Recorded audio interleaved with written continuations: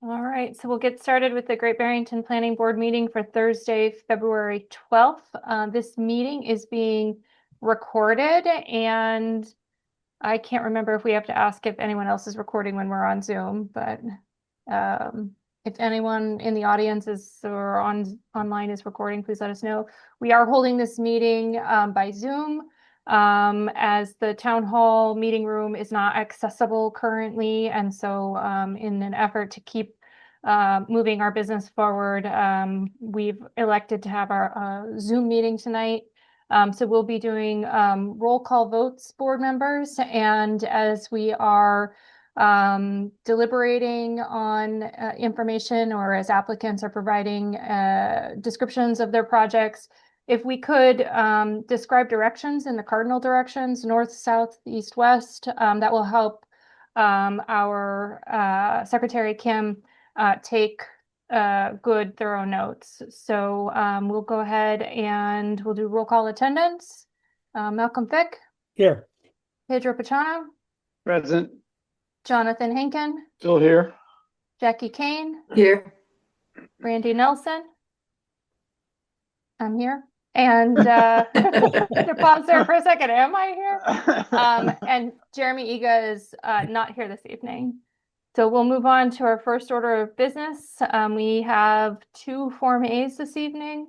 I also wanted to make a note that we do have an item on the agenda. It is the special permit hearing for 53 Van Duzenville Road. That matter is going to be deferred to another meeting, but we cannot take a vote on that matter until 6 o'clock. So we will be moving agenda items around until we reach the appropriate time, since we did postpone that meeting to a time certain. So I guess we'll start with that first Form A 409 North Plain Road. We'll be sharing on screen. Hello, I hope you can hear me. We can, Mr. Okay, Seidel. my name is Jim Seidel. I'm the surveyor for SK Design Group in Pittsfield. I'm representing Elizabeth Piccoli with this Form A submission for property located at 409 North Plain Road in Housatonic. The property is located on the west side of North Plain Road, or Route 41, approximately 209 feet south of Rachel's Way. We were here before with this property in April of 2024 with a smaller lot, a 0.728 acre lot. She requested that we make this lot larger. So I am back with a 1.9 acre lot 1. It's in the same location. We will discard the older plan if we get this endorsed. The lot is within the R1A zone, and it meets the requirements for that zone, lot area, lot width, and the setback from the existing garage to the new lot line is 29 feet, and it is required to be a 20-foot side yard setback. So we meet the requirements. I apologize that we had to come back, but it's replacing the older plan that we did. Does anyone have any questions? Thank you, Mr. Seidel. I'll go around the horn here and we'll ask if anyone's got any questions. So Malcolm, do you have any questions? No, I don't. Jonathan, do you have any questions? No, I'll move to endorse if you want. Okay, let me just hold that for a second and just check with Jackie and Pedro. Jackie, do you have any questions?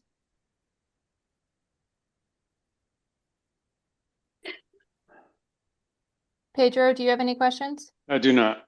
And Jackie's no. Jackie has no questions either. Thank you, Jackie. All right, so we have a motion to endorse from Jonathan. Do we have a second? Second. We have a second from Malcolm. Do we have any further discussion? Hearing none. Malcolm, how do you vote? Yes. Jonathan, how do you vote? Aye. Pedro, how do you vote? Aye. And Brandy will vote aye also. All right, thank you, Just a Mr. Seidel. reminder remind you to come into the office to sign it over the next day or two if you can. Go. Sounds good. That's up to us, board members. Okay. Thank you very much. You're welcome. Thank you. All right, our next order of business is a Form A for 124 Lake Buell Road.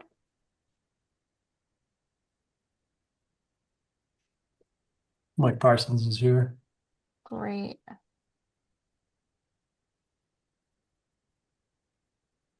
Mike, do we have you on board? Yes, I'm here. Okay, great. You want to tell us what's going on? Yeah, so this property is owned by right now by Danny and Ann Rinaldi. And that's lot number 1.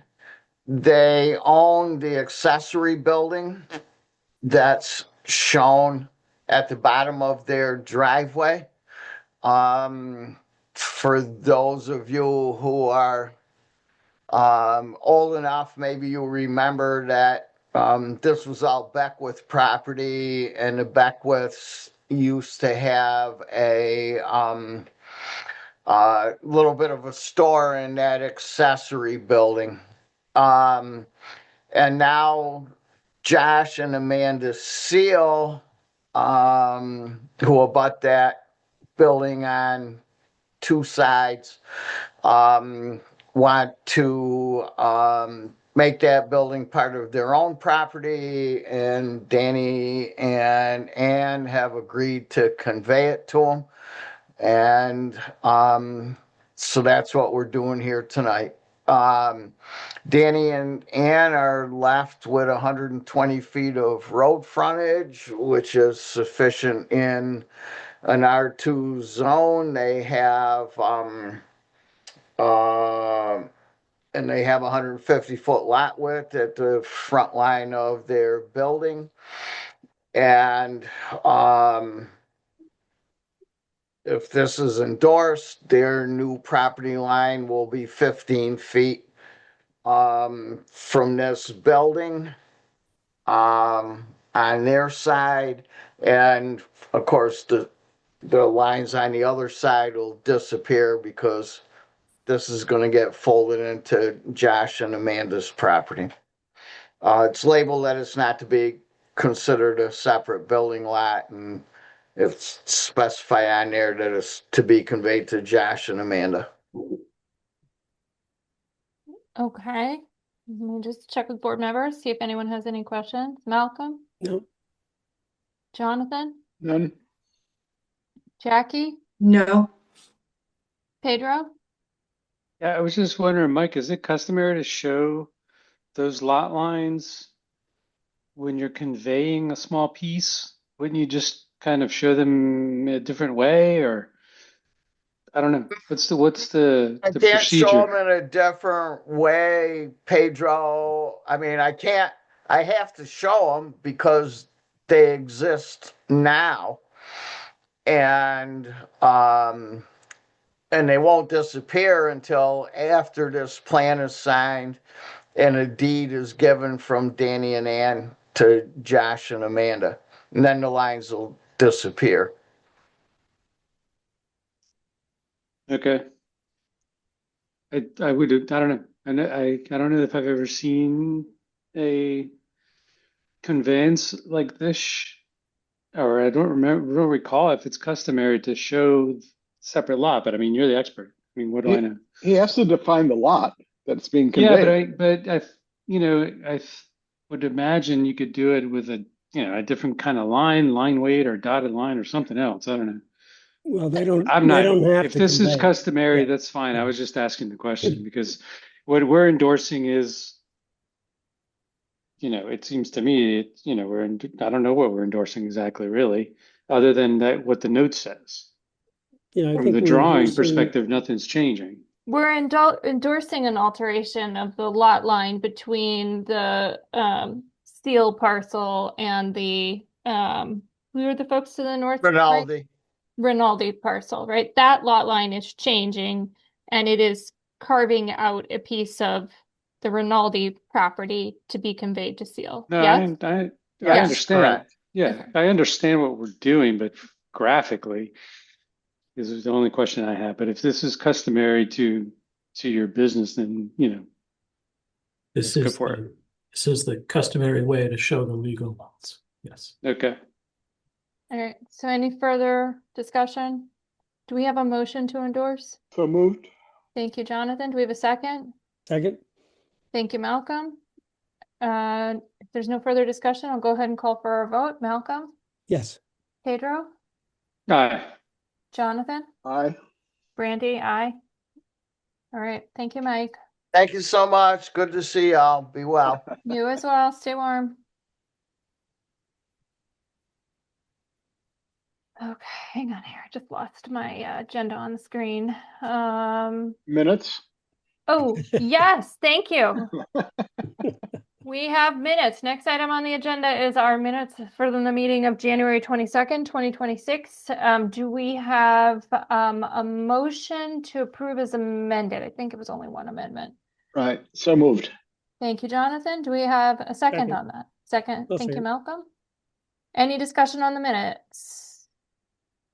Hearing none. We'll take a vote. Malcolm, Yes. Pedro, Aye. Jackie. Oh, Didn't get I to guess vote. you're muted. You don't get to vote. Sorry, Jackie. I don't Not yet, vote. not See? yet, not yet. Jonathan. Abstain. Aye. Brandy, aye. Okay, great. Sorry, I'm rusty in this hybrid format.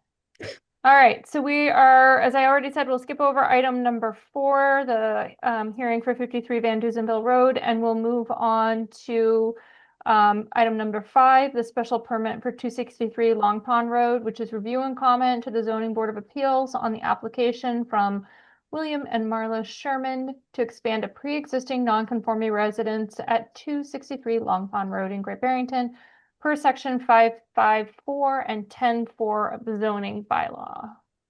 So Brandy, Yes, sir.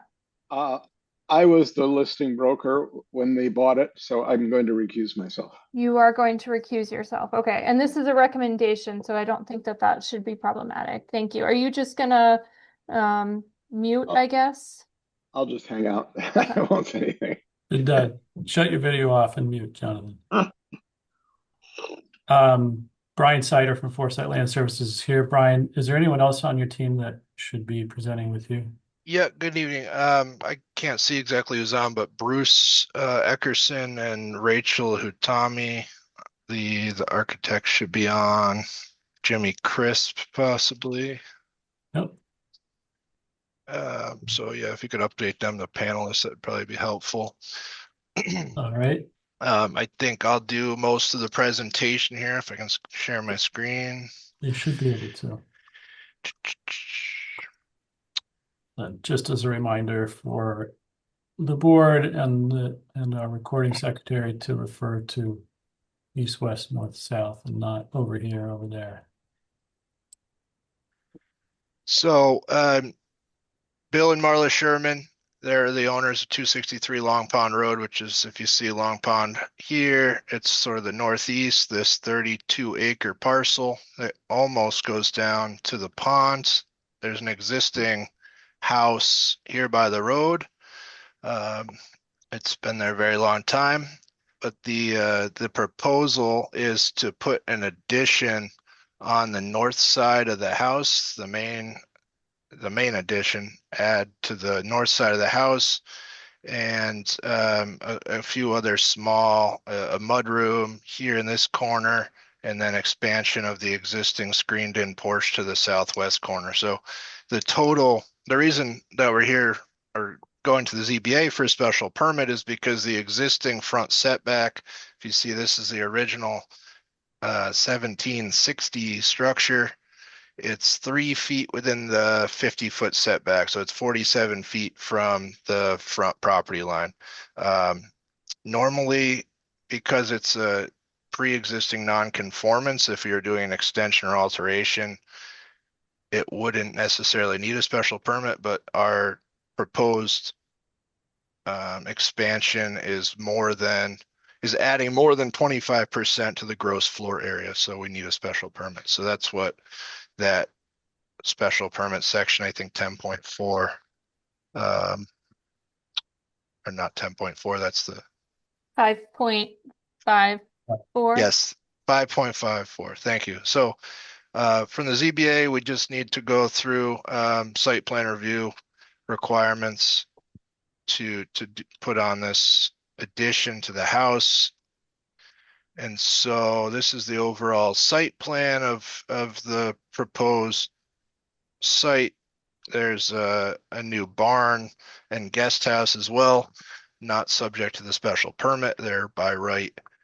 But this main structure, so if you see the main house here, we're putting a new addition on the north side of the house, which is essentially a master bedroom suite and expansion of the kitchen / screen porch on the southwest side and this mudroom area. So the existing nonconformance for the front setback is not changing in any way. It's not becoming more nonconforming, but we are subject to the special permit. So we're here tonight really just for recommendations to the ZBA on the application.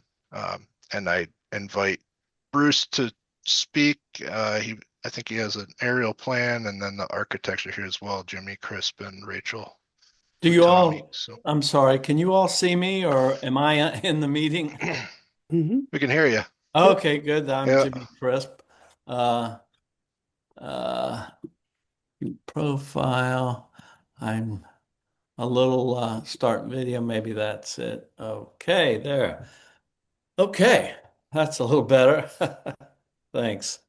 And Rachel, I think we're a little novice at this. I think she has to go to the bottom. And what do? You hit raise hand or how do you get on if you're not already on?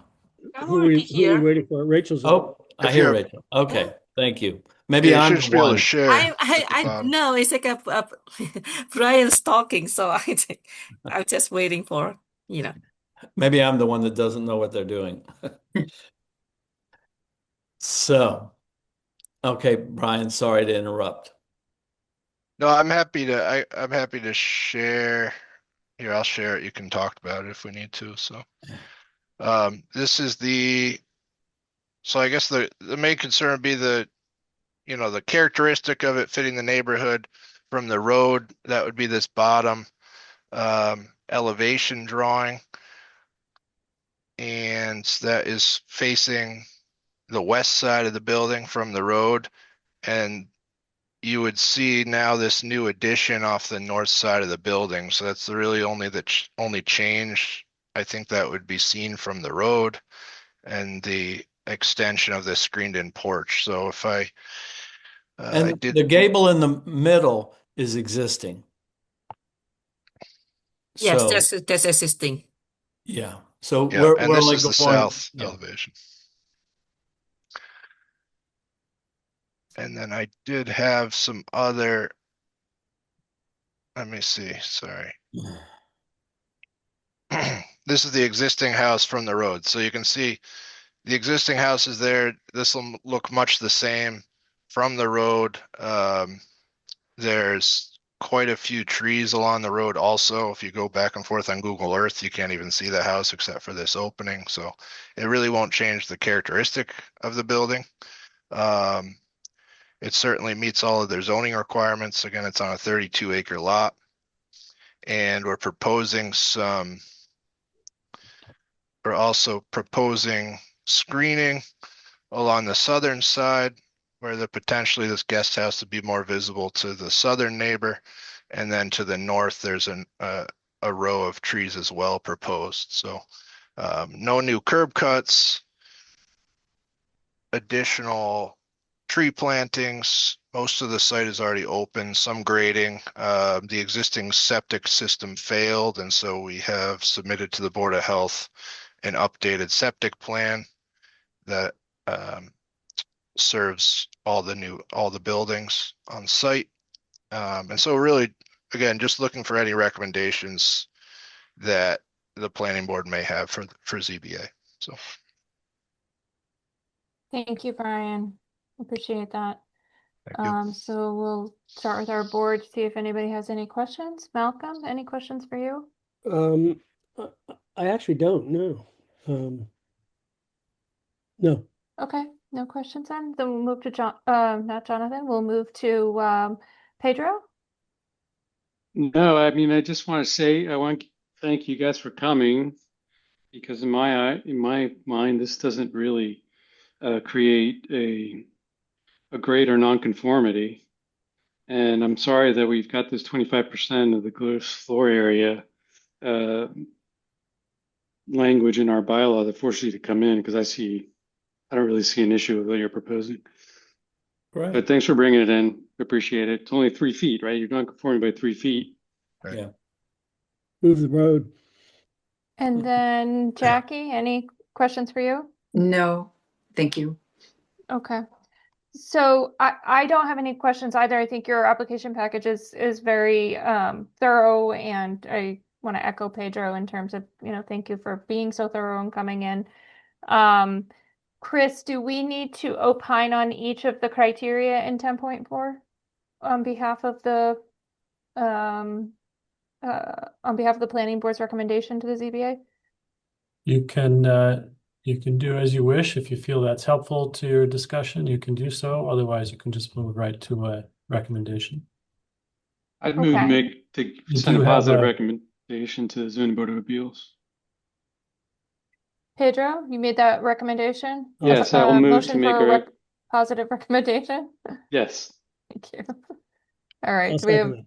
you have a second from Malcolm? Any Yeah. further discussion, board? There is a citizen attendee who has a hand raised before you vote. Okay, Should be able to speak, Jan. Yeah, hi, it's Jan Wojcik. I'm a neighbor next door to that facility there. I just want to point out that on the plans that are pretty extensive, they fail to note where my well is. And since we have a well that's abutting the property, and the well would be in the northwest corner of the abutting property, and I just want to make sure that we're at least 100 feet from that additional extra septic component. it does appear on the plans that are being provided that that dimension is shown, sir. They just updated the plans. Okay. Yes. Yeah, that was my only concern, really. The well's a bit of a challenge for us to get relatively deep, had to be fracked, et cetera. So as long as we're over or whatever is legal, I have no other concerns. Thank you. You're welcome. Thank you for raising the point.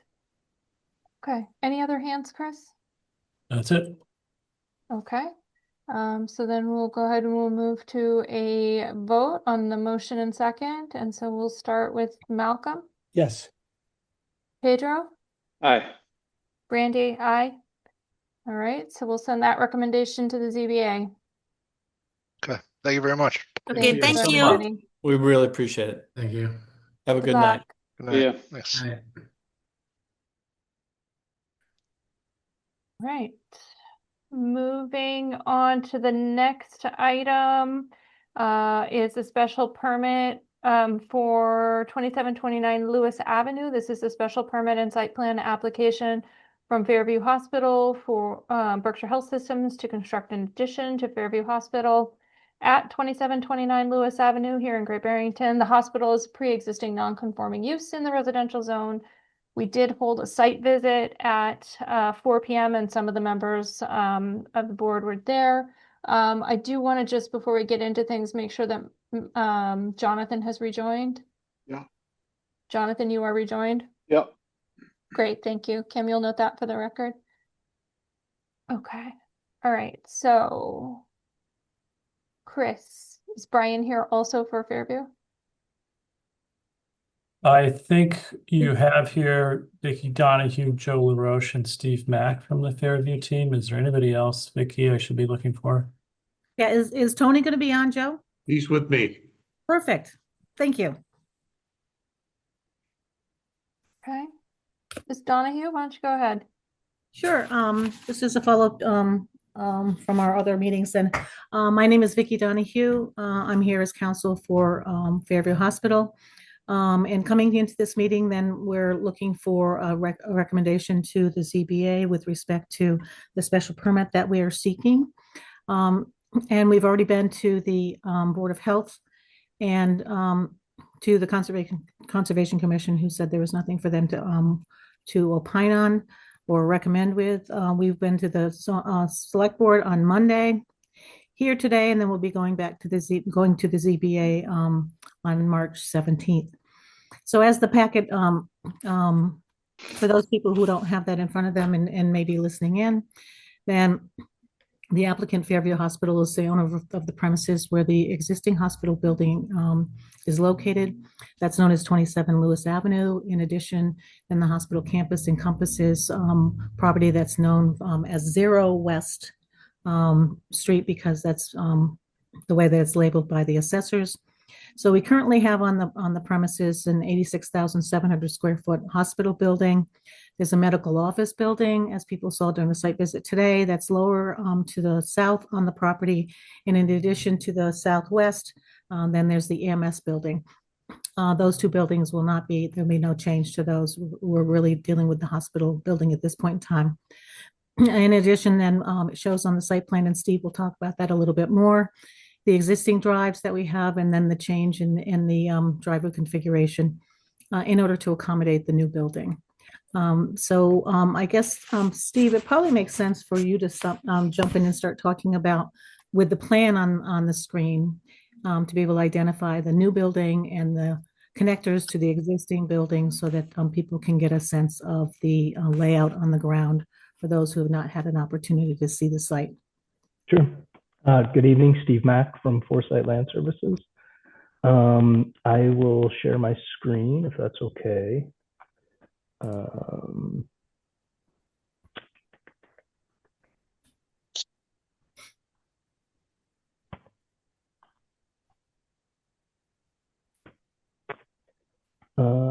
Can people see that? Yep. Okay. So again, we're here for Fairview Hospital expansion. And we're talking about property that has frontage on Lewis Ave to the north and West Ave to the east, interestingly.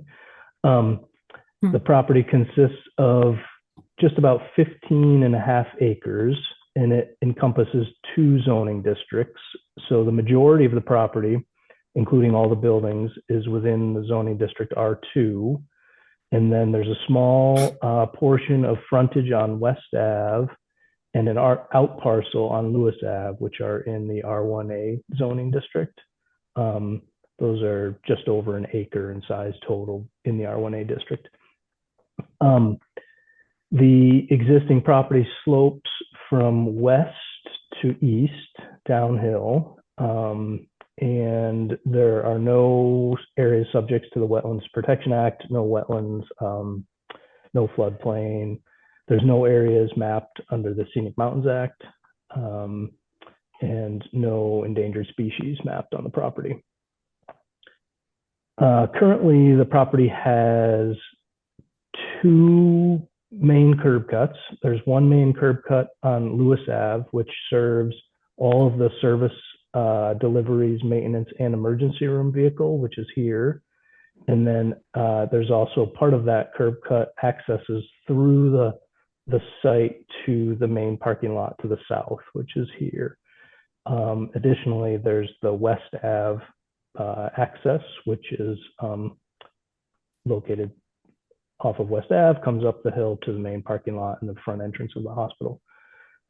And currently the zoning bylaw requires 320 parking spaces, and there's only about 186 parking spaces now. And that is borne out by truth and reality, because cars are constantly parking sort of off in the grass and on the, you can see actually in this aerial photo below the landscape plan, there's some cars parked on the lawn and grass here at that point. So that's a item that we're correcting under this project. It has the main hospital, which is this light brown building here has the medical office building, which is centrally located on the property, the Southern Berkshire ambulance garage, and then outbuildings for maintenance and whatnot. The proposal includes construction of this darker brown addition, which is about 50,000 square feet.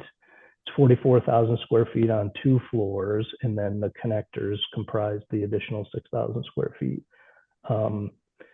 The existing traffic flow, this building serves a new emergency center, as well as the imaging department, operation center, and a new MRI addition, which is this narrow addition here.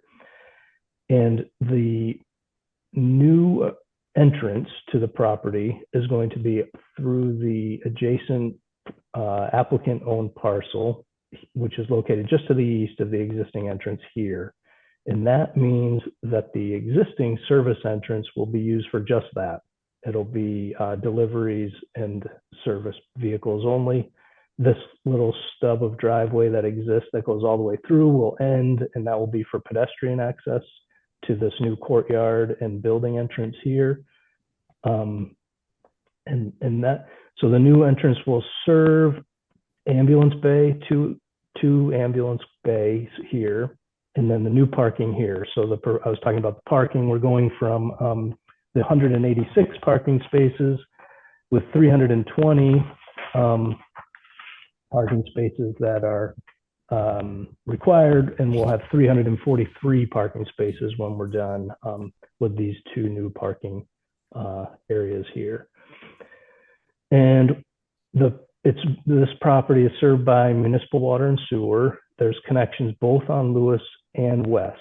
The services on West provide water and sewer to the medical office building and the Southern Berkshire ambulance garage. Those services will not be touched. Those will remain. There's existing water and sewer to the main hospital here, which serves fire protection, et cetera. And then the new building, we will be providing new utilities along the new driveway. And that's important because right now the water main and fire protection for the hospitals only has one access point, and this will give the opportunity to be looped. So essentially, if there's a problem on the east end of Lewis Ave, we can isolate that section and bring water down Lewis Ave and serve the entire new facility as well as existing for fire protection and vice versa. So there's an improvement to the fire protection on this for this project. There'll also be electric, gas, et cetera, following the existing or new driveway. Sorry. We did provide a lighting plan. The new parking lot will be lighted with new light poles, downward directed, house side shielded, meeting the town's lighting bylaw. And as far as traffic, we have a traffic study that we've provided in the application. Pear Corporation did it. And their conclusion was due to the fact that, we'll back up a minute, I'm not sure, Vicki, how much you touched on this, but this new addition is not adding any services per se. The services are being moved from the existing hospital to upgrade the facility. So the emergency department, new state-of-the-art operating rooms, et cetera. And then the existing hospital, and Joe, you can correct me if I'm wrong, but it's going to be renovated to be improved private suites for patients, improved deliveries, storage, and access. So there's no increase in traffic as a result of this project. A long way of me getting to the traffic study. There's no increase in traffic because there's no increase in demand as a result of this project. It's just improvements and upgrades, et cetera.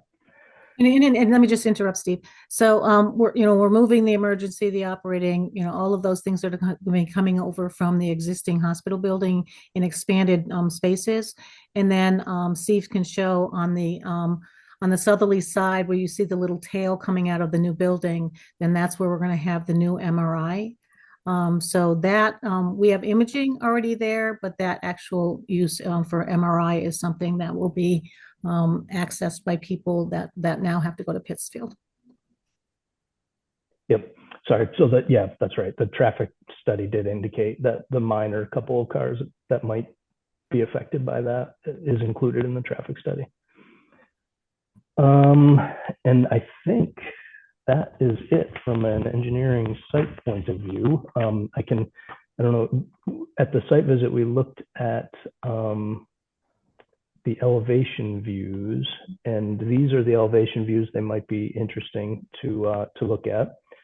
So the southerly elevation looking north, this is the new addition right here, 2 stories. This New is the addition on the right side of the screen, right? Yeah.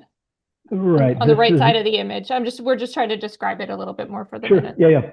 So this to the left of this image is the existing hospital. This is behind this entrance is the existing entrance. This will be pushed out and improved. And then this is the new addition right here to the right of the image, correct?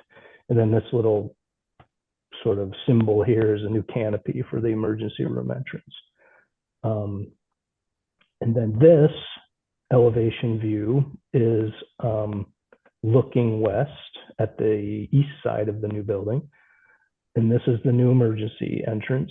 This is the existing hospital up here. And then this is the new 2-story addition, which is located here. And then you can see the ambulance bays to the right, which is the north side of this building.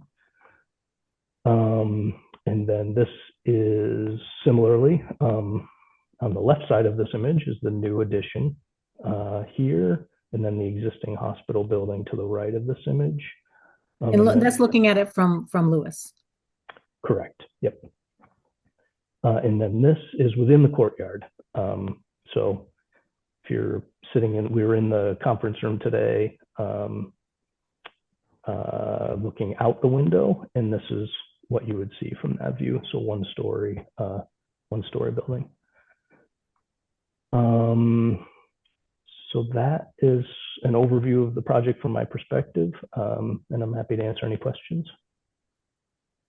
Could you get them to correct the elevations? I haven't told them yet, but I will. Yeah, so there's a question on the elevations. Yeah, go ahead. The west and east elevations are wrong, and there's no north arrow on the site plan or on the architectural plans, which is maybe why they can't figure out which side of the building is which. It could be. I will be sure to tell them. We'll fix it. Thank you. So that's essentially, for anybody listening, that's labeling, whether it's east or west on the actual plan. Right. This says west overall, and it should be labeled east looking west. Jonathan, aside from the labeling, did you have other questions related to the? No, I think it's pretty straightforward. Okay. All right.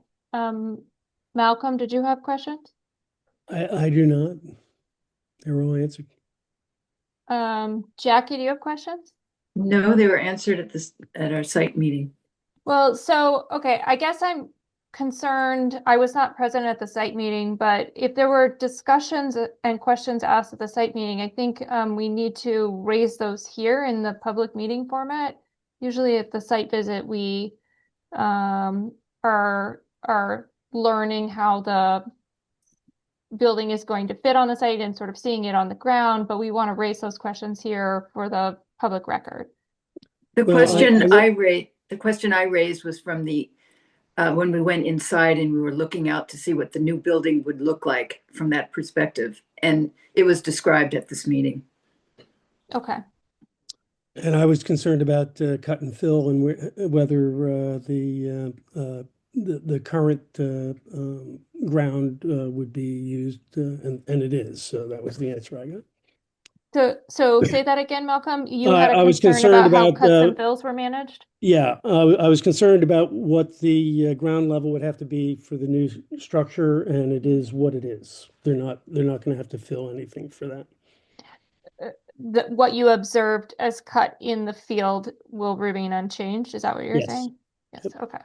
Yes, that it's Joe LaRoche. That grade level will be the grade level for the new building that exists now. Thank you for saying it better than I did. Understood. That's okay. Malcolm, did you have other questions? No, or that was it. Okay. All good. right. Pedro, did you have questions? Pedro, are you muted maybe? Did we lose him? No, No, I was muted. Sorry. I just have a question for my own edification. I hope I'm not wasting anybody's time, but the proposed driveway that cuts through the house property, so on the north side of the lot, it cuts through that house, which I understand is owned by Fairview. Is there already an easement there? Is there one required? Is there some kind of record that needs to happen there? Sure, that property is owned by Berkshire Health Systems. So I understand. yeah. They don't need an easement. Sorry? You They don't need one? an easement. They own it. Okay, I just wanted to be sure if that was the case, because since it's a separate lot, that's why I was wondering. Yeah, and the reason from the legal perspective, the reason for not needing an easement is you can't give yourself an easement over something that you already own. So you can't be an easement holder and an owner. You know, if that was going to be a separate owner that was going to be accessing through there, then we would be granting an easement, or the owner of that house parcel would grant an easement. But since they're one and the same, then they have the right to go through. Right. I mean, that makes sense. I was just wondering, because in case in the future the hospital decides to get rid of that lot, then they'll have to get an easement, right? Exactly, right. So I don't know. Again, it's just for my own edification. I appreciate your time on that. I don't have anything further, Brandy. Okay. Steve, I've got a couple of questions. And I'll just ask forgiveness if you already covered these in the field meeting, but I want to raise them anyway. In terms of traffic flow, if I understand from the description you gave and also from reading the traffic study, the traffic flow is shifting from the Lewis Avenue side with the exception of the emergency vehicles and driving all the traffic to the West Ave entrance. Is that correct? No, the main entrance will remain off of Lewis, just like it is now. The main entrance, okay. Right, so this is the entrance to the hospital here. Okay. And this is one way, this entrance, and then the shift would be one way in here and then exiting on West. Exit out, okay. Right. And there was some mention in the traffic study about the limited sight distance on West Avenue. That is a bit of a tricky corner. I spend a fair amount of time on West Avenue, and that driveway is dangerous. So there were some recommendations, I believe, in terms of signage that might potentially be situated off-site. Have you talked with the town about that at all? We have talked to the town initially. Yes, we intend to do the recommendations that are put in the traffic study. In terms of warning about a blind driveway? Right. I did talk to the traffic engineer. They actually weren't terribly concerned about it, but they added those in just as a sort of. Yeah, West Avenue is the road I drive like 8 times a day. So I know there's not documented accidents, but there's a lot of activity at that driveway. And I think, anecdotally, you would get a fair amount of communication from the neighborhood, I think, that there's a heightened awareness that can be a very, it's a place you need to be careful of on West Avenue. So. Yep, we agree. And then just in terms of stormwater management, how are you managing stormwater for all the new impervious area? That is I'm glad as you were talking, I was like, she's going to ask me about stormwater, and I glossed over that. So this project, I'll give my stormwater spiel, which I just glossed right over on my presentation. We have an enormous amount of stormwater on this project mitigation. All the stormwater comes down the slope, and it's cut off right now by an existing curb and routed around our site. So we're really dealing with this site right here because everything else is cut off. And we're proposing to capture all the roof water and all the pavement. We're collecting it, running it through CDS, like contact units, pretreatment units, And then we have two very, very large underground infiltration chambers here and here. And this project is applying for LEED Silver certification, I believe, which requires retaining the 80 percentile storm event on site. So we're reducing stormwater from the site by like 50% in several cases if you look at our stormwater tables. So that's all collected in these underground chambers and then discharged back to the east. It all goes east now. And then we have a long sort of dispersion berm that will flow through that berm, albeit less flow in the future than is flowing there now. So that's it in a nutshell.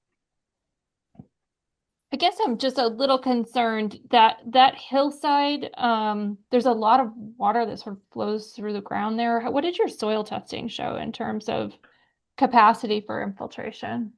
Yeah, we did test pits all throughout here for the infiltration areas, and they've been sized for the soils. There's no high groundwater. We have borings all over the place here. We are cutting the entire perimeter of this building. We'll have footing drains, and it was pretty sandy. Actually, it was more sandy and gravelly than I expected, to be honest with you. The soils. Yeah. Okay.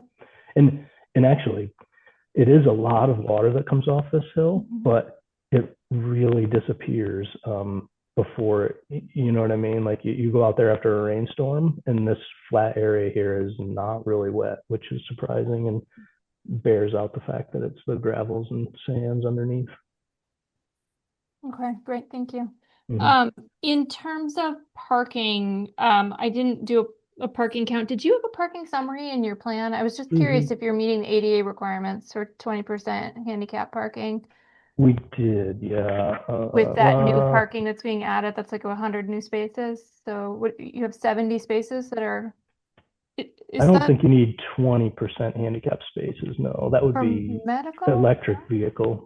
No, I think ADA requires, I'd have to look it up. We have 21 handicap spaces in the future.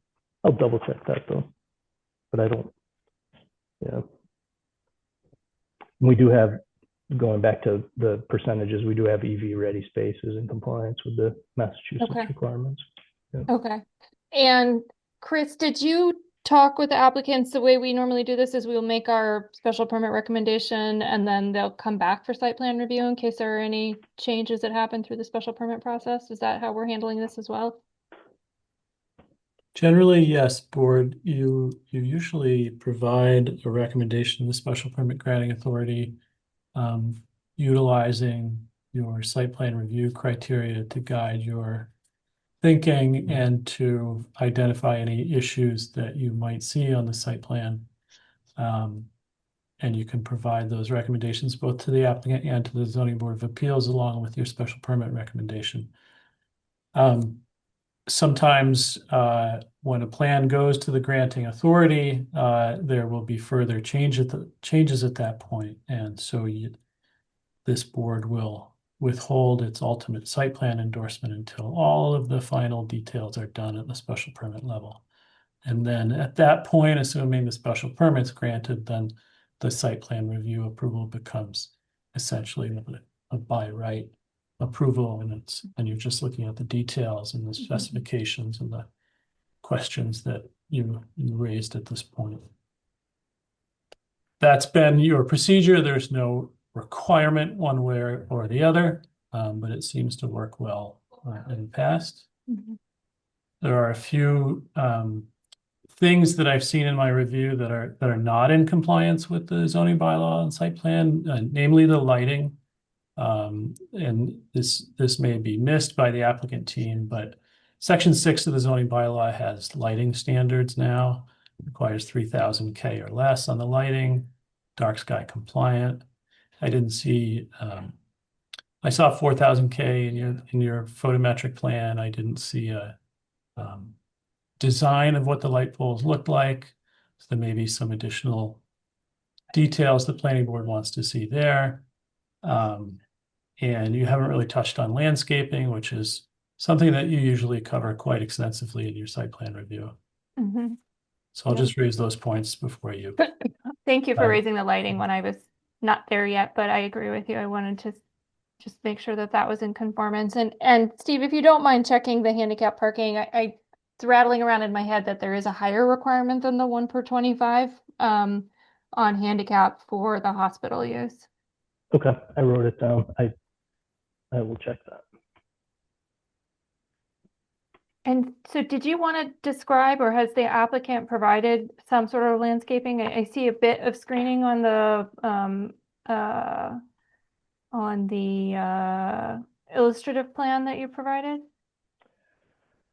Yes, this is what has been provided by the landscape architect. We can get something in greater detail if you would like it. But this is we have significant screening here between the new driveway and the easterly parcel. And then this is all wooded to the east here, which will remain, and then screening infill there. And then there's just islands beyond that will be landscaped. Yeah, I think from my perspective, and I don't know if other board members feel similarly, but it'd be good to see what that east-west elevation, whichever direction we want to call it, it's your elevation number 2, exterior elevation west overall. How much illumination is on the face of that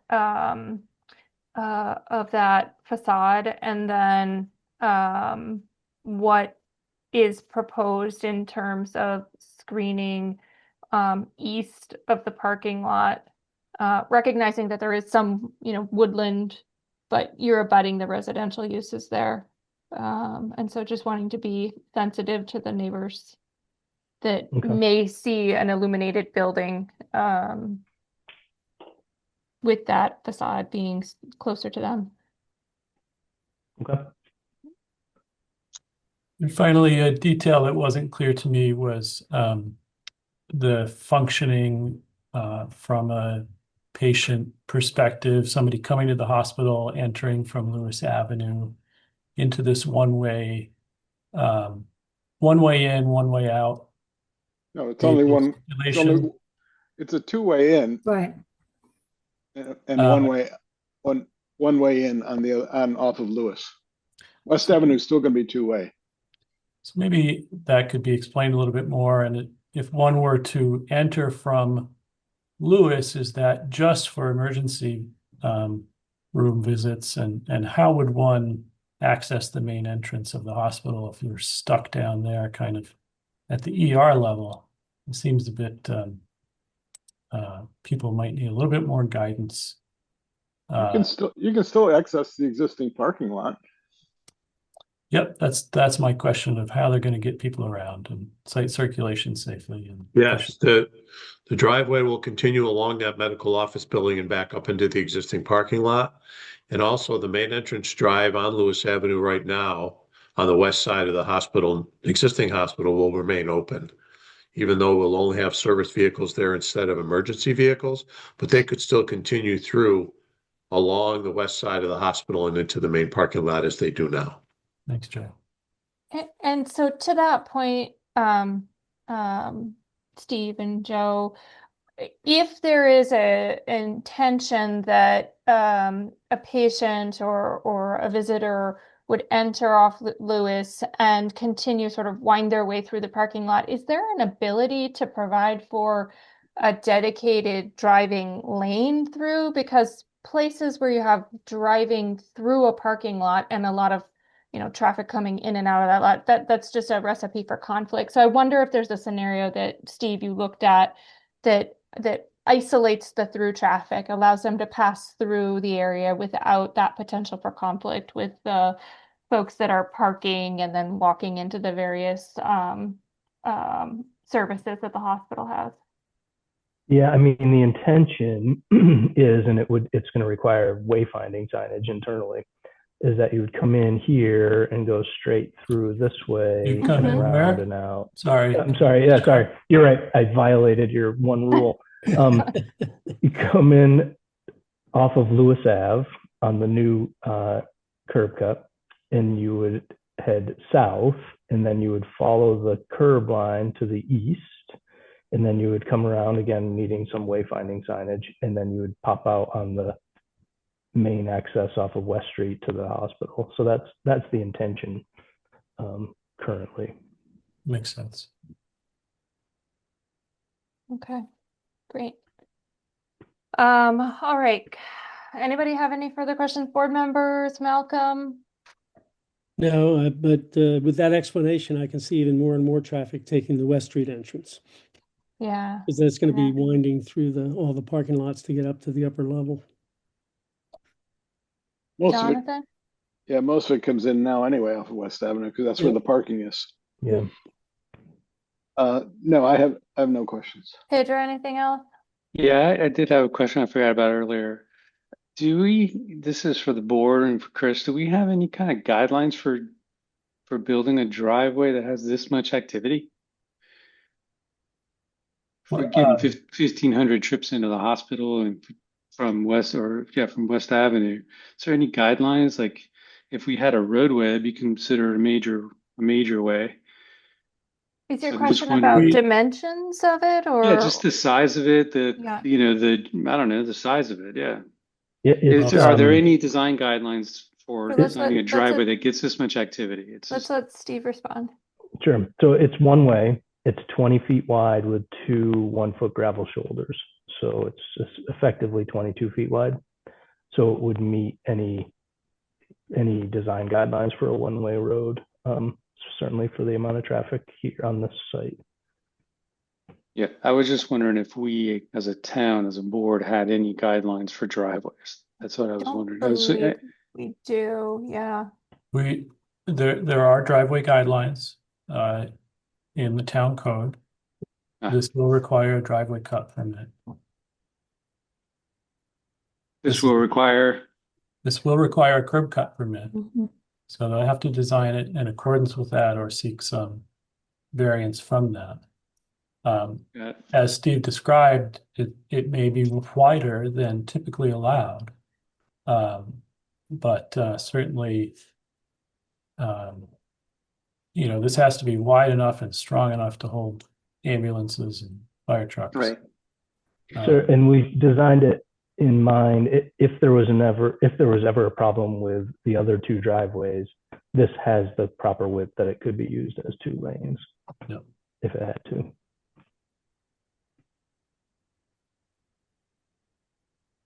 All right, good enough. That's it.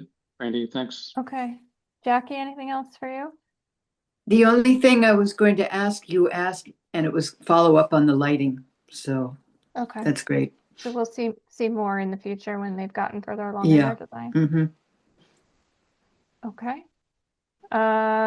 Chris, in this case, shall we opine on each of the special permit criteria? I think you should go through that, and it's also instructive to use your site plan criteria. Sure. Okay. So board, let's look at 10.4, the special permit criteria, in terms of social, economic, and community needs, which are served by the proposal. It's a plus. Do you think the hospital does serve an important social, economic, and community need? Can we pass over that for the next meeting?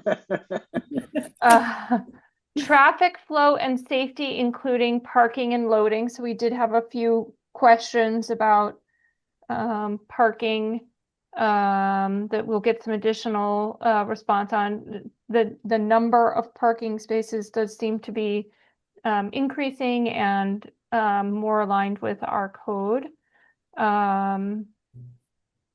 Traffic study was completed and there are recommendations for the entrance, some additional safety signage on the entrance for West Avenue. And Chris just stated that the new entrance off Lewis will require a new curb cut. It does appear that those things are being addressed. Any questions, concerns there? No? No. Okay. Adequacy of utilities and other public services. This is in an area of the town that does have all sorts of services. So I assume, Steve, you've had that preliminary conversation with the fire district and DPW about adequacy of services, and there's no concern there? We have, yep. Okay. Neighborhood character and social structures. Hospital has been there since, I can't remember how long, but 100 years. Yeah, over 100 years. 2013, I'm sorry, 1913. Yes. Excellent. Impact on the natural environment. The applicant did look at that, and it does not appear that there are any issues of concerns on natural environment. And then potential fiscal impacts, including impacts on town services, tax base, and employment.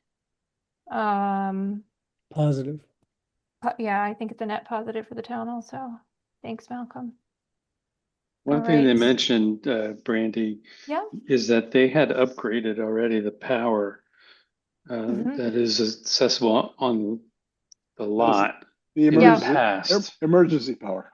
Right. You So remember they've the new got, battery that we We looked at the reviewed 2 years ago? generator. Yeah. Yeah, Right. the generator. Yeah. Well, that when they planned that, they planned for this addition. Oh, okay. That's good So to it know. already covered it. Okay, great. So we typically do also run through the site plan criteria because we find that in doing so, it gives the applicant a better view into what additional information they may need to bring back after you've been through your special permit process and you come back for site plan review. So we'll go ahead and we will do that now. So under 10.5.5, the site plan criteria are minimize the volume of cotton fill and number of removed trees, 6-inch caliper or larger, length of removed stone walls, area of wetland vegetation displaced, extent of stormwater flow increase from the site, soil erosion, and threat of air and water pollution. So let's see. So this building is at grade, but into the hillside, Steve, and there's not any major cutting that's happening aside from foundations, and I guess you'll have underground storage units, so you will have some cut to manage, right? Yeah, we will have some cut and also a little bit of fill for areas that are uneven out there. It is being set into the hillside, so we're trying to use the topography to sort of get the building is going to be essentially half buried into the hillside so that it minimizes its impact on the environment or the surroundings. So yeah, I think it's maybe a net cut fill if I had to. We haven't run that calculation, but Okay, so when you come back, if you could just be ready to discuss that, how that material is being managed, if it's going to be hauled off site, or if it's going to be managed somewhere on site, that would be helpful for that site plan discussion. And when you come back, you'll have a soil and erosion control plan, I assume. You don't have any stone walls or wetland vegetation that you're removing. You do have your stormwater plan. And I did notice you had in the demolition plan, the trees that you're removing, the larger trees, are those gone now? They'd be gone. just on the hillside. They're already gone? Okay. Yeah, there are some additional trees that need to come down, but it was just the hillside. That's where the building is going. Okay. Okay. Great. Thank you. Number 2 I'm sorry, before we move on to number 1, board members, anything else? No. Hearing none, we'll move on then. So number 2, maximize accessibility and pedestrian and vehicular safety, both on site and accessing and exiting the sites. We had some discussion there around just clarifying vehicular and pedestrian circulation and checking the number of required ADA spaces on site based on the various entrances. Any other comments on access and circulation, board? Nope. Okay. Number 3, minimize obstruction of scenic views from publicly accessible locations. Don't know that this is a real issue here, just the way it's sort of sited into the hillside down low. It does cut off the scenic view from the conference room, but Fair. I suppose they'll have a beautiful landscape courtyard in the middle, though. But So that will make you will up get you will get the hills above it, though. So. Yeah. Number 4 is minimize visual intrusion by controlling the visibility of parking, storage, or other outdoor service areas viewed from public ways or premises residentially used or zoned. So that is relevant here.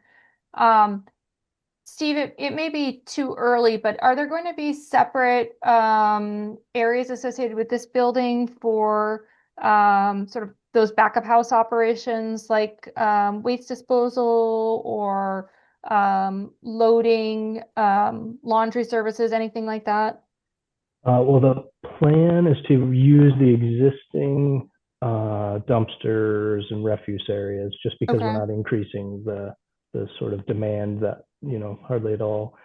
And then the existing service entrance is going to be reused for the new service entrance, and the loading area will be where the emergency room is now. So that's all sort of off to the back of the building. So they'll continue to be, so I guess, is there a change then in how delivery vehicles will access the site? Are they going to not come up the West Ave driveway? Will they be coming up the Lewis side, or how is that? Again, you may not know it now, but maybe you can come back to us with that question. Yeah, let's talk about it. Yeah, go Yeah, ahead, Joe, sorry. They I talked can about it at address, the site visit, yeah. I can Good. address it if you would, with the Sure. service vehicles that come up Lewis Avenue now can continue to do that. Mhm. But they currently, as I mentioned earlier, travel to the west of the hospital in the back driveway and then back Okay. into an existing loading dock at the hospital. They'll Okay. be able to use the old emergency department site to back into the old hospital there. So Okay. Steve is correct. We don't have a need to increase any more storage or waste containment because the existing hospital will remain supporting all of the spaces, including the new building. Okay, great. Thank you so much. Randy, And perhaps, I think yeah. this change is beneficial too, because it removes the trucks from the parking and pedestrian areas. Mm-hmm. They'll just be going in and out of the front, so it'll be a lot safer. Yeah, to have a dedicated backup house area is excellent. And then also in this same number for a question about chillers and condensing equipment, any of that big, HVAC or cooling equipment or gases that you guys need, like, is there anything new associated with this building, and has a location of that been identified in relationship to the surrounding property? Yes, actually, the new building will have existing mechanical space built into the building. So we won't be required to put large equipment as we have now on the rooftops. They'll Okay. be within mechanical rooms within the building, which will reduce noise actually, because the operating rooms do require quite a bit of ventilation. Great. Okay. Thank you. Okay. Anything else on number 4, board? No, I see head shaking. Okay. So no, we'll move on to number 5 then. Minimize glare from headlights, minimize light glare into the night sky, and minimize overspill into the adjacent property. So Steve, when you come back to us, if you can just have that updated lighting plan and just take another look at our lighting standards in the code. If you're using LEDs, we would like to see a 3000 K or less light, and then control spillage off property, which I'm sure will be manageable. Number 6 is minimize unreasonable departure from the character, materials, and scale of buildings in the vicinity as viewed from public ways and places. I don't think feel it's like an there's issue. any issue there. Yeah. We defer to the architects on the board. I'm not sure you'll be able to see much from the public way. Public ways, I agree with that. Wasn't necessarily made clear how much you'd be able to see from Lewis. Does the board have any questions about that? I guess, so Steve, is the existing house that's owned by Berkshire Health Systems on Lewis Avenue, is that intended to remain as office space, or will that be demolished? That's remaining. Yep, we've That's designed it so that can remain, Okay. as well as the garage in the back. Yeah. With your detailed landscape plan, when that comes back, and perhaps they can provide a rendering that just shows how much visibility there is from Lewis Ave looking up that driveway. Sure, they probably already have it, but I'll Yeah. Or sort if they through have what like a have. line of sight that Yeah. shows it's totally cut off, that would be fine too, but that'd be a good question to be able to answer. Okay. Number 7 is minimize contamination of groundwater from on-site wastewater disposal systems or operations on premises involving use, storage, handling, or containment of hazardous substances. So you do not have any wastewater disposal on site with this project. That does not apply. And then number 8 is ensure compliance with the provisions of this zoning bylaw, including parking and landscaping. So we've already touched upon those issues, and we will hear back from you. Okay, so board, do we have any specific recommendations we want to send over to the ZBA? I'm inclined to have us make a positive recommendation to the ZBA, but were there any specific considerations we wanted to add to that? Nothing beyond, I think, what we would discover in site plan review. So, Okay. Jonathan, anything? No, I think we should send a positive recommendation. Okay, do you want to make that motion? So moved. Okay. Do we have a second? Second. Malcolm will second. Do we have any further discussion by the board? Okay, we'll do a roll call. Malcolm? Yes. Pedro? Aye. Jonathan? Aye. Brandy? Aye. Okay, great. Thank you, Steve. Thank you, Joe. Yeah, thank you. Nice Thanks to see you you. all. Thank you, everyone. Yes. Thank you. Take care. All right. Thanks, All right. everybody. Now we have to vote. Oh, did we not vote? No, now you have to vote on the solar. Solar. Oh, yes. Yeah, so that's exactly what I was going to do. You're getting ahead of me, Jonathan. But yes, it is now after 6 o'clock. So now that we've finished discussion on Fairview, we will move back to item number 4, which is the special permit public hearing for 53 Van Duzenville Road. The applicant has contacted the town and requested that the public hearing be postponed. So this is much like the discussion we had at our previous meeting. So I am inclined to postpone that to March 12th at 6 p.m. at Town Hall. And so do we have a motion in that effect? So moved. Thank you, Jonathan. Do we have a second? Second. Malcolm is a reliable second tonight. Thank you. Do we have any further discussion? Okay, we'll vote then. Malcolm? Yes. Pedro? Aye. Jonathan? Aye. Brandy? Aye. Okay, thank you, board. Next item on our agenda is the seasonal communities discussion. And we'll turn it over to Mr. Rumble. Thanks, Brandy. The Board of Selectmen, the Select Board has started to discuss the seasonal communities issue and considering whether to take it to the May annual town meeting. As you know, the town is designated to as an eligible seasonal community, and it's up to the town meeting to accept that designation or not. And so the select board is asking boards to consider that, and if you have any comments for the select board to let them know by early March, I believe March 6th. The state has finalized the regulations finally for seasonal communities, which is helpful. We've been working with the draft regulations for quite some time.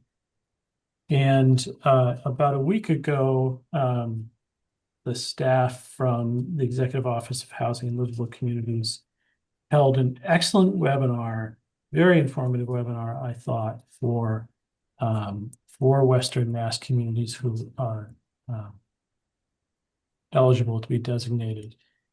And they did run through the various tools that are available to seasonal communities, as well as the zoning requirements that a seasonal community would have to adopt and come into compliance with.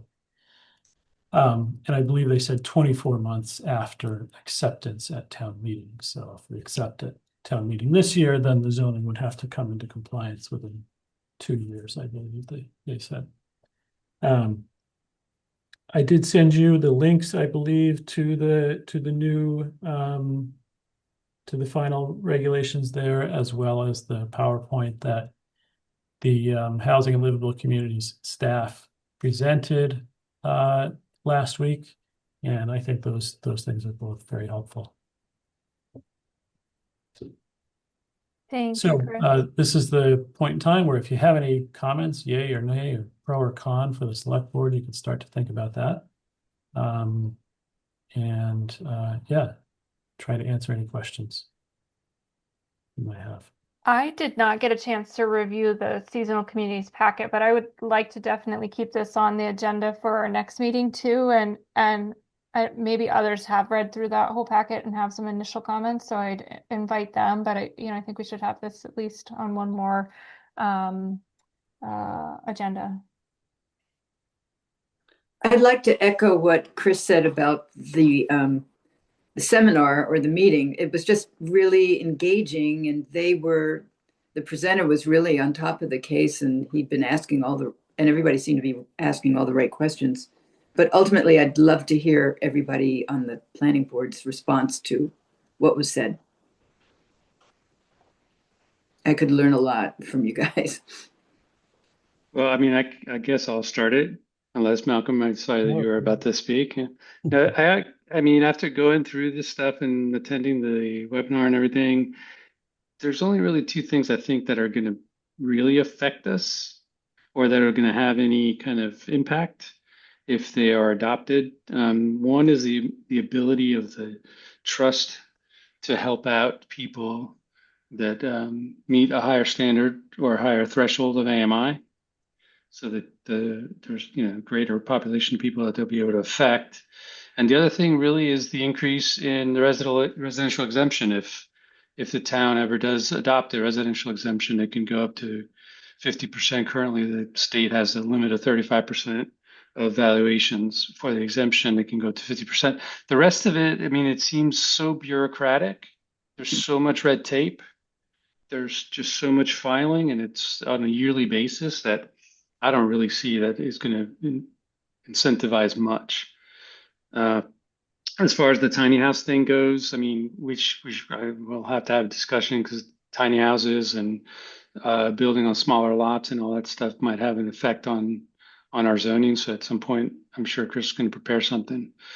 But that's what really, in my opinion, the biggest points and the biggest things. I mean, building on small lots, whatever you build on is going to have so much red tape attached to it that I'm not sure anybody's going to want to do it. You have to file all of this paperwork to make sure that the housing occupant meets attainable housing needs, and all this thing has to be done annually. And it's just like, I don't really know.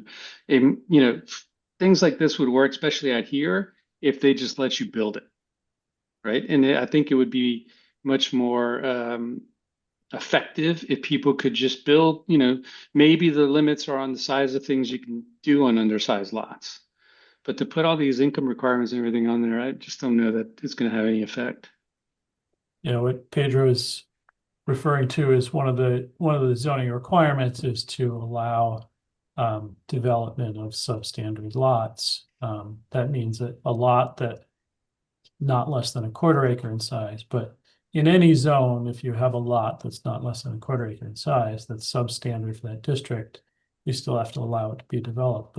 But these regulations that have been finalized specify that development has to be limited to be quote unquote attainable housing, which was interesting because I don't believe that was in an early set of the regulations. Yeah, I don't think so was either. Certainly any development subject to, as Pedro was alluding to, building code requirements, as well as any septic Title V, other requirements. So it's not as if there would be, and Pedro, maybe this is what you're saying, a building boom all of a sudden. And the tiny house, sorry, Chris, the tiny house regs state that the tiny houses must meet building code. That's right. That's right. These are non-movable tiny Mhm. houses. Right. We allow movable tiny Right. houses. Yeah. Yeah.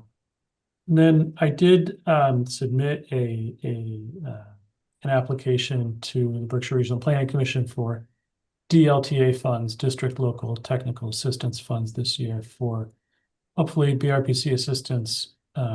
If we do accept the designation of seasonal communities assistance to help us come into compliance with the zoning. So we'll have that support if we need it, I hope. So I have a couple questions. I asked at the meeting if people related to our ambulance could benefit from this, and he basically said no, they have to be town employees. And that makes me think about school teachers. Are school teachers eligible for this because they're not town employees either? I think the comment was that the statute, the Affordable Homes Act that backs this up, the statute says that it must be a municipal employee. And for this purpose, I believe school district employee counts. Okay. But his point was that if you're not employed in that way, for example, by the ambulance service, Right. which is a nonprofit, or by Berkshire Health Systems, which is also a nonprofit and not municipal, those would not be covered as quote unquote essential municipal employees. And So how do we get that changed? Legislation. it'd be a state law change. And I think we heard that Housing and Livable Community staff are gathering comments, and there may be from the legislative side, from your representatives and senators, some interest in rewriting that legislation. Chris submitted a comment related to that as far as this goes, and it was basically, I mean, Chris pointed out that out here in the hinterlands, we don't have municipal employed emergency services. We have volunteers or independent organizations. So maybe that could change, but it'll have to be legislation. And it would have to be legislation because it's specific in the Affordable Homes Act, right? It's specified in the act. Yes. Okay. So they can't change the law with regulations. Right. Exactly. So Yeah, because the regs that you sent over have the ability to change some things at a local level. Right. But not obviously if it's in the act. Right. Yeah, I get it.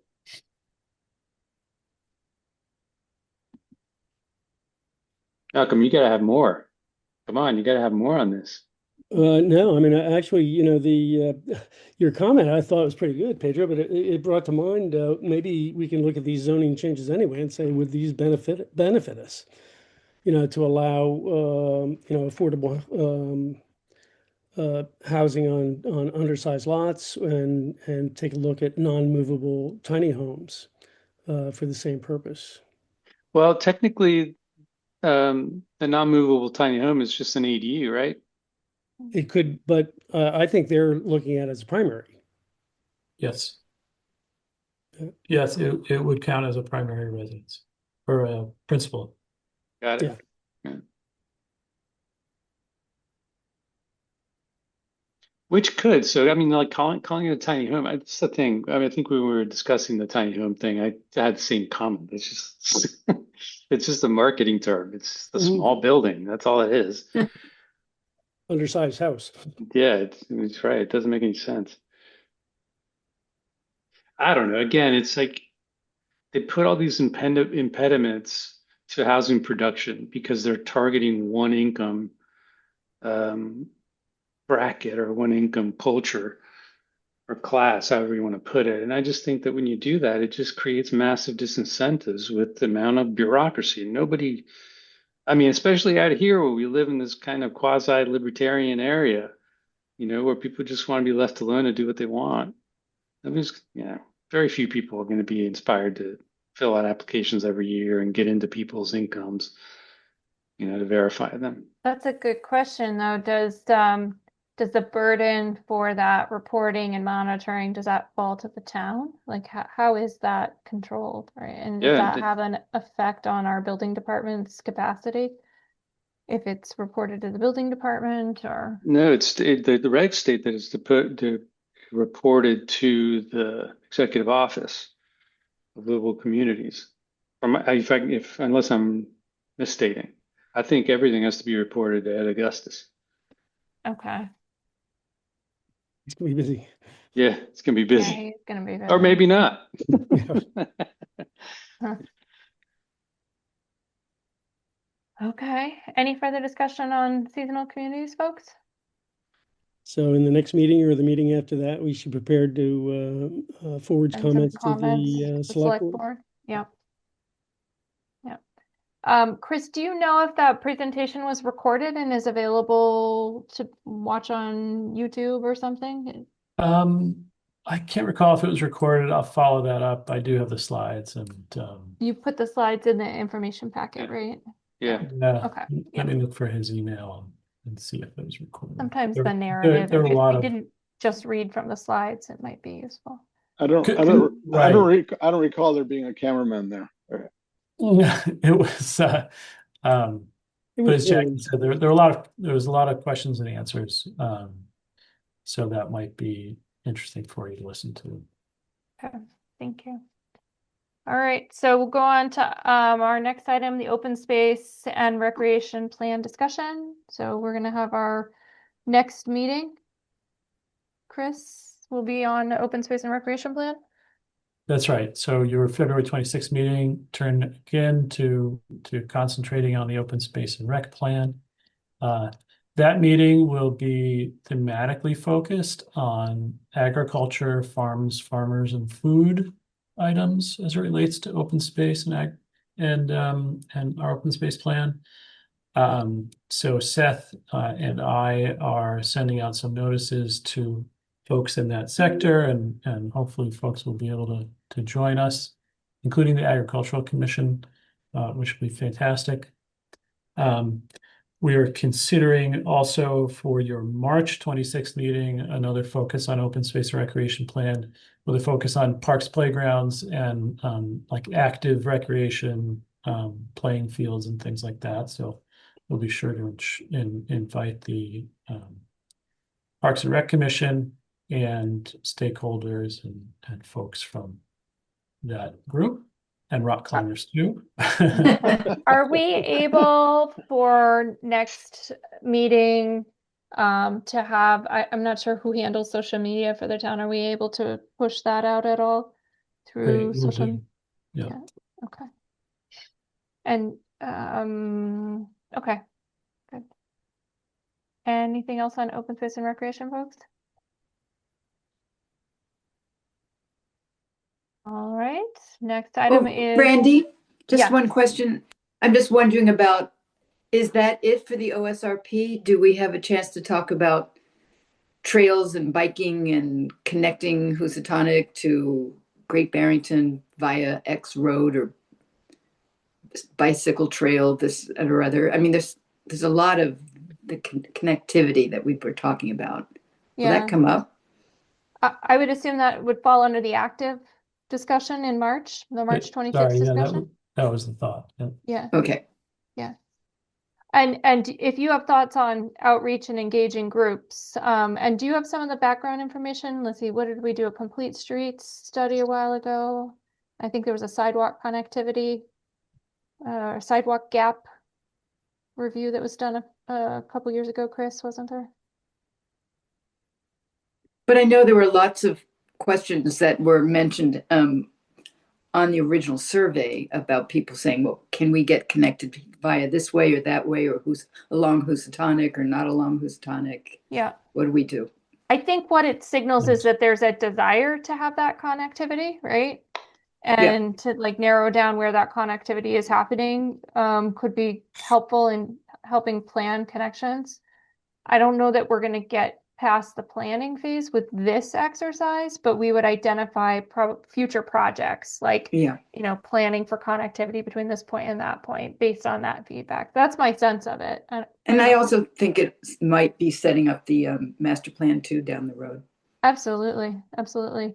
And I always value Jeremy's perspective on the trails and connectivity, because he's such an avid non-motorized vehicle user. So. Okay, great. Anything else, Jackie? Nope, that's it. Great. All right. So then I guess we'll go board and subcommittee updates, issues, and concerns. So I guess Jackie, we'll start with you. You're giant on my screen, so. Oh, I'm giant. Great. No, again, I keep putting off DAC to talk about, but I will get back to you because we're not fully staffed. Yep. And also we're, some of the signs are going up in the town and we're not seeing them, and we'd like to be looking at them and what's going on. And okay. So, but it's clear, we need to get our house in order too. How many, since people may be listening, how many vacancies are there right now on the deck? Well, there's one vacancy that's been there for a while, and then and then some of our backup folks are disappearing or really distracted in what they're doing, so it's kind of tricky. So you need to herd the cats then? Yes, it's wrangling. Okay, good luck. Thanks. All right. Let's see, Jonathan? Nothing. Nothing. Pedro? Yeah, I got just one thing. I'm hoping that there's some appetite on this board to invite some folks over to have a discussion about the residential exemption. I learned that there's a citizens petition that's been submitted about it. There's going to be probably a lot more discussion townwide about it. Select board considering it. There's been some discussion with CBA about it on the Affordable Housing Trust. And so I think it'd be good if this board could weigh in and maybe give a recommendation or some kind of comment to the select board to that effect. Is there a place where one could become more educated about the residential exemption, Pedro, or any recommendations you'd have?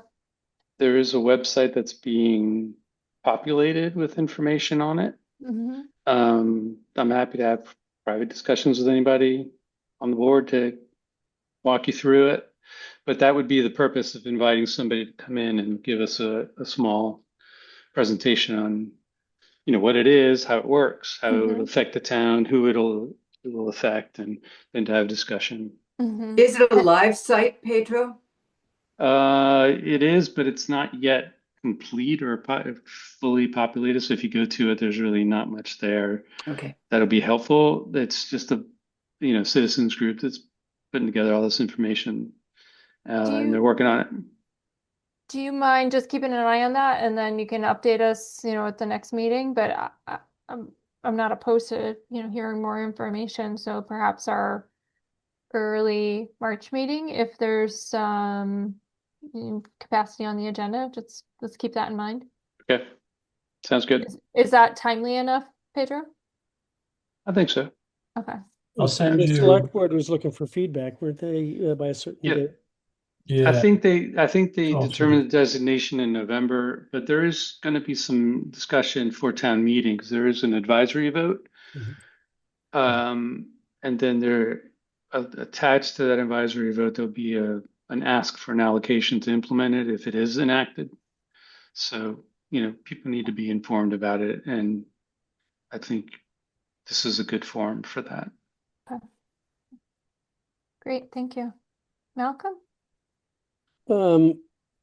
Chris, is the town, the energy siting regulations came out January 13th. And the big thing I think that impacts every town in the Commonwealth is you have to have a consolidated local permitting process in place by September 30th. And I don't think that's a planning board action, is it, Chris? And is this something you're already working on, or? Right. Thanks, Malcolm. So the state is state has published their final draft regulations, and I think they'll have a final vote in early March. And there are a number of websites different agencies have put together with the energy siting regulations, as well as the siting guidelines and siting criteria. So I'll send those items over to the board. It's not something that I'm working on yet. Along with the seasonal communities technical assistance request to BRPC, I also requested assistance relative to the clean energy siting guidelines, and how the town, if those pass statewide, then all towns will have to come into compliance, and what Great Barrington would have to do that. I don't know if it's zoning. It may be more of a procedural permitting procedure that we have to do. Well, less having to do with zoning. Yeah, from a very high level, the BRPC presentation last week, at a very high level, appears the consolidated local permit process is the urgent thing, because that comes into play July 1st, and you have to accept consolidated permit requests by September 30th. If we don't change the bylaws to conform to the state regulations apply anyway. So there's no urgency to change the bylaws, because our bylaws just wouldn't be effective where they come. Right, exactly. Yeah. But that consolidated permit process has to be in place. That's the one thing that has to be in place. Malcolm, do you know any reference? Because I tried to find this. Any reference to the siting criteria? In what sense? Well, if I'm a company and I come into Great Barrington and I want to do a solar project, like, what is the state requiring me to do? Okay. So it's not on our agenda tonight. We're happy to send you more things. You could Google on mass.gov energy infrastructure siting and permitting reforms. Okay. Thanks. Infrastructure siting. I think I've tried that, man. It's like a freaking web. I can send you a link to the regulation, but it's you have to dive through 17 pages of it. We can also put it on an agenda and have a more robust discussion on it. But did I hear that the draft regulations just came out? So is it about ready for just finalized? But oh, okay. What I read is that they're taking comment until the middle of this month, and then, as Chris said, they're going to vote on the final in early March. That's what I read in one of those papers. One of those regulations had that in there, or whatever. I went through there, and all I found was process stuff. I didn't get anything on the process of actual requirements, siting requirements. I couldn't find it anyway. I gave up.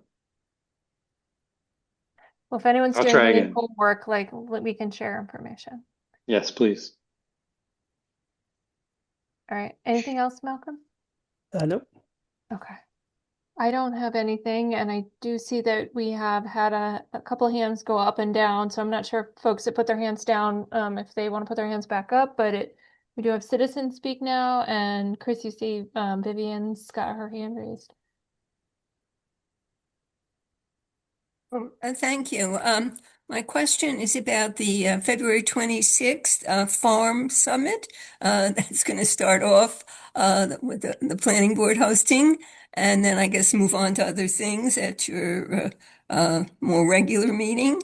My question is, I got, since I chair the Ag Commission, I got a very helpful list from Chris and Seth up at the BRPC. But I was hoping to extend the invitation to those beyond Great Barrington, or groups that may not be based in Great Barrington but nearby and cover us. And I was just wondering about whether you folks have any advice or concerns.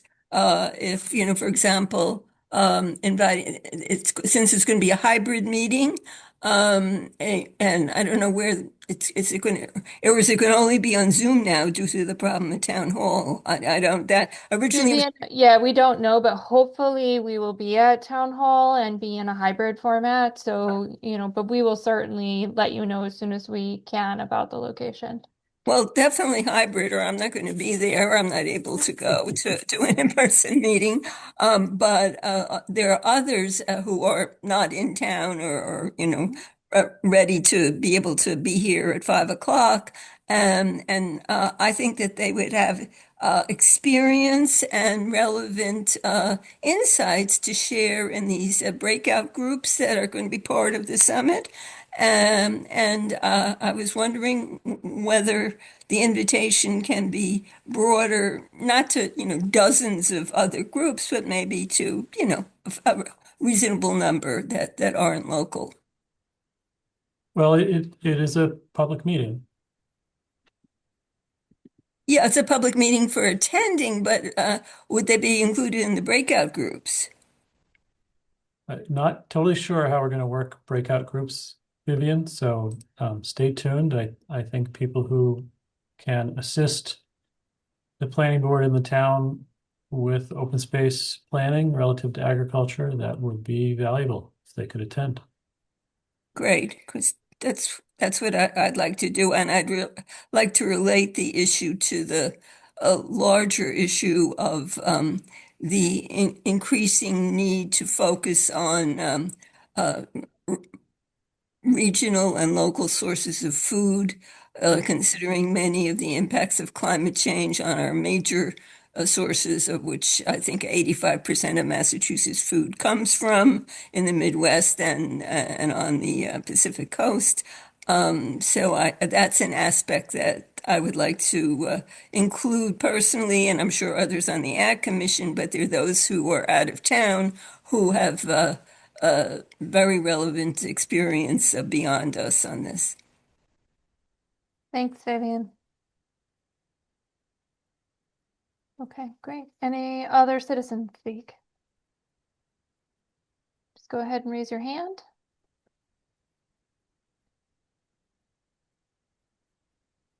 Okay, then, seeing no additional hands being raised, we will go ahead and adjourn the meeting without objection at 6:42. Thank you, everyone, for your time today and for the earlier start than normal. Glad some of you got to get out to a site. So Great. we'll see you all soon. Thanks, Brandy. Good job. All right, bye, guys. See you next time. Be Good well. night. Bye.